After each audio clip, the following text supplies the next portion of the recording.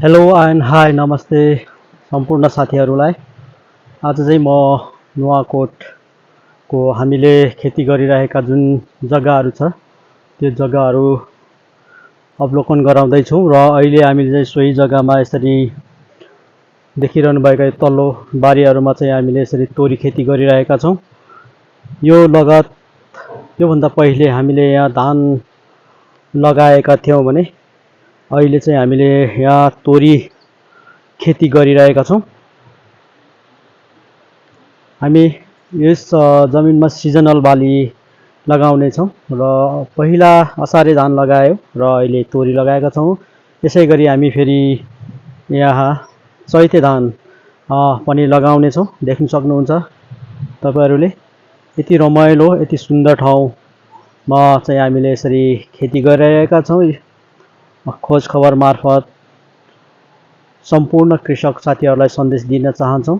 नेपालमै बसेर केही कृषि योग्य जमिनहरूमा कृषि गर्न सकिन्छ। विदेश पलायन हुनुभन्दा आफ्नै देशमा बसेर केही गरौँ भन्ने चाहिँ हाम्रो चाहना भएका कारणले चाहिँ हामीले आफ्नै स्वदेशमा बसेर हामी यहाँ आफ्नै देशमा आफ्नै देशको बन्जर जमिनमा सुक्खा माटो फुटालेर आफ्नै देशमा उर्वर गर्दैछौँ। देख्न सक्नुहुन्छ तपाईहरु, हेर्नु होला। यसरी हामीले विभिन्न ठाउँहरूमा यसरी हामीले सुक्खा र बाँझो रहेका जमिनहरूलाई चाहिँ पौरखी यी हातहरूले फोरेर हामीले चाहिँ यसरी अन्न उत्पादन गरिरहेको छौँ। यसै गरी हामीले विभिन्न थरीका बोट बिरुवा तथा केराहरू पनि लगाएका छौँ। देख्न सक्छौँ हामी भिडियो मार्फत।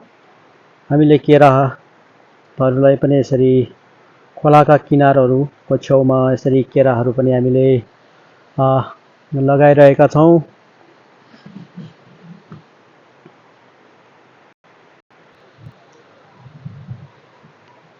हामी देख्न सक्छौँ यसरी उर्वर जमिनहरू बाँझो रहेका कारण चाहिँ हामीले जुन बाँझो रहेका जमिन थियो त्यो जमिनमा चाहिँ हामीले आफ्नो पाखुरी बजार्दै हामीले यसरी जमिन सुक्खा रहेका ठाउँहरूमा चाहिँ अन्न फलाउनको लागि हामीले मेहनत गरिरहेका छौँ दिन प्रतिदिन। देख्न सक्छौँ हामी यसरी